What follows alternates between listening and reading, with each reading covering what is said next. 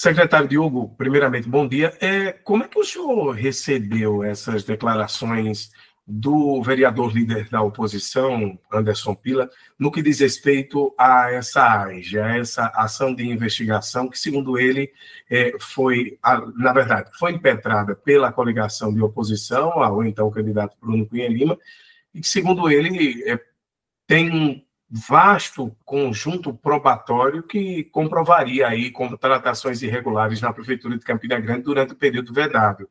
Em algum trecho da entrevista que Anderson Pila concedeu, ele chega até a citar uma espécie de declaração ou confirmação da secretaria na qual o senhor lidera de que essas contratações realmente teriam acontecido no período vedado. Bom dia, Márcio. Eu ouvi ainda há pouco, né, esse trecho da entrevista de Anderson Pila e me causou uma certa surpresa, porque em momento algum, nesse período, eu tratei sobre esse tema com qualquer pessoa. Nem emiti notas, nem dei entrevistas, nem ainda fui citado na AIGE, embora saiba que integro o polo passivo dela, e não me manifestei sobre o tema. Então, acredito que ele pode ter se atrapalhado, visto a declaração do secretário de Saúde, por exemplo, que emitiu uma nota no dia do ajuizamento dessa AIGE, né, e achado que tivesse sido da Secretaria da Administração. Né? Agora, essa é apenas mais uma das atrapalhadas dessa AIGE. Né? Essa AIGE, eu tive a oportunidade de lê-la, e além de um tanto com informações contraditórias, tem parágrafos que tratam lá sobre supostamente existirem 10 mil e tantos contratados na Prefeitura de Campina Grande nesse ano de 2024, quando comparado com o ano passado. Falam em 19 mil em um outro parágrafo, dado que carece de qualquer tipo de respaldo, não tem essa informação em lugar nenhum, nem esse número existe, né? E coloca pessoas que não tem nada a ver nessa área, por exemplo, colocar a Secretaria da Administração, o secretário de Administração, eu, né, participando dela, quando os números da Secretaria da Administração não mostram nenhum tipo de evolução, muito pelo contrário, né? Ao longo desses últimos 2 anos, pelo menos, houve uma diminuição do número prestado de serviço lá da Secretaria da Administração. Para se ter uma ideia, a título comparativo, Márcio, eu sei que não é o objeto da nossa conversa em si, mas se relaciona, em agosto de 2022, nós tínhamos 162 prestadores de serviço, aliás, 183 prestadores de serviço na Secretaria da Administração para atender os diversos serviços que ela presta, Junta Militar, Arquivo Público Municipal, Administração Distrital, além dos próprios serviços da Secretaria em si. E em 2023, em agosto, nós passamos a ter 171 prestadores de serviço. E agora, em último agosto, pegando os dados do próprio Sagres, nós temos 162 prestadores de serviço.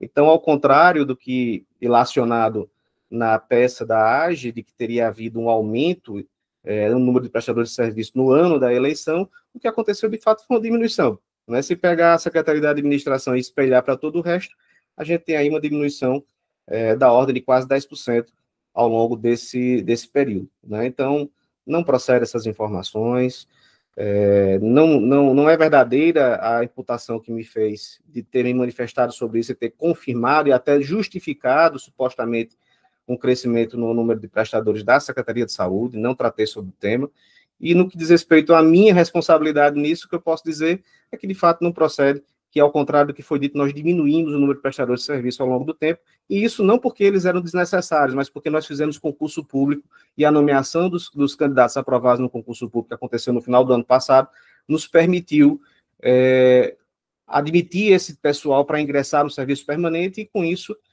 substituir os prestadores que antes realizavam aquelas tarefas. O senhor não teme que essa AIGE possa, por consequência, como disse Anderson Pila, impedir até a diplomação do prefeito Bruno ou gerar problemas para que Bruno não assuma o segundo mandato? Não, de forma alguma, de forma alguma. Essa é mais uma daquelas bolhas, né? Acredito que você se recorda bem, porque estava fazendo uma cobertura das eleições, mas muita desinformação surgiu ao longo, especialmente do segundo turno. Se falava que a eleição estava apertada, que já estava caminhando para um empate, que já ia para a virada. Então, agora é mais uma dessas bolhas, né, de sabão tentando se criar, alegando a existência de um terceiro turno, né? Mas não, estamos muito tranquilos.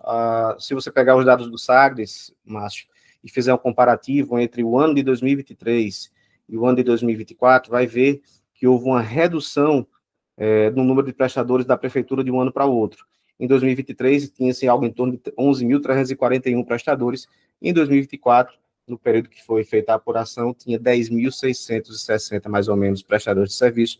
Então, já mostra que não houve nenhum movimento da prefeitura no ano da eleição, no sentido de inflar os quadros dela para poder inserir pessoas que iriam pesar em processo eleitoral, né? Então, a preocupação apenas existe no sentido de prestar todas as informações necessárias ao Poder Judiciário, mas não uma preocupação quanto ao resultado dela, que o caminho aparentemente é inevitável, que é a improcedência.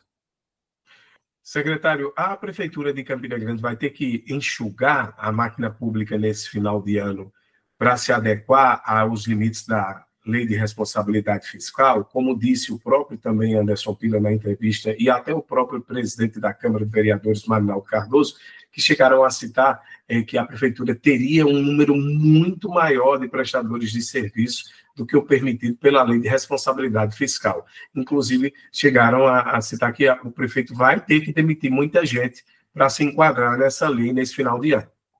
Bom, me parece também mais uma daquelas tentativas de terrorismo. Isso foi usado no período eleitoral para tentar causar uma instabilidade, tanto nos serviços públicos municipais, como nas pessoas mais simples que tenham um contrato de prestação de serviço conosco, que prestam serviços regularmente. A LRF, ela não trata de número de pessoal, ela trata de uma proporção entre a despesa de pessoal com a receita corrente líquida, né? Então, o limite que se tem para se gastar com o pessoal é de 54% da receita corrente líquida do município.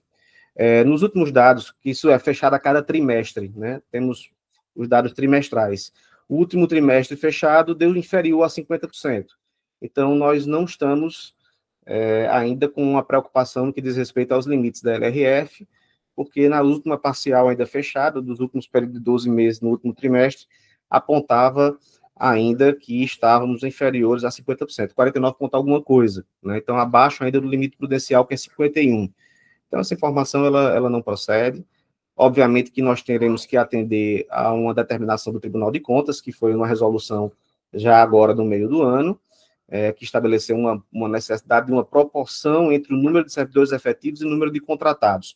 Mas isso será feito de maneira escalonada e conversado isso com o Tribunal de Contas para poder celebrar um termo de ajustamento de gestão. Mas isso decorre não de algum colapso financeiro ou descumprimento de LRF, mas para o atendimento de uma determinação do Tribunal de Contas em sede de resolução. Então, a gente vai ainda ter um diálogo com a presidência do Tribunal de Contas, com o relator de nossas contas, para poder ver um plano para podermos atender às determinações do tribunal com relação à matéria de pessoal. E não é só Campina, o estado da Paraíba também, Prefeitura de João Pessoa e diversas outras prefeituras do estado inteiro também terão que fazer esse ajuste junto ao Tribunal de Contas. Então, não é uma situação particular de Campina Grande, não é uma situação que decorreu do processo eleitoral em si, mas é uma necessidade de ajustes para poder atender às determinações do tribunal. Mas não há nenhuma previsão de demissão de prestadores para ao longo desse ano. Isso aí não é verdadeira, essa informação. Secretário Diogo, obrigado pela participação e por tranquilizar, inclusive, as pessoas que são, obviamente, prestadoras de serviço e que interpretam a informação de uma forma preocupante ou interpretaram de uma forma preocupante nesse final de ano. Muito obrigado pelos esclarecimentos. Eu que agradeço a oportunidade, Márcio, e reitero que, de fato, essas informações não procedem. É tentativa de preocupar justamente essas pessoas mais frágeis, mais vulneráveis, torná-las mais frágeis ainda do que seus próprios vínculos possuem, para que possam ser manipuladas politicamente, né? Infelizmente, essa prática ainda acontece, a gente lamenta, né? Mas tem esse seu espaço que você nos concedeu justamente para poder levar essa palavra de tranquilidade a elas. Pois eu agradeço demais a oportunidade e me coloco sempre à disposição. Márcio Rangel.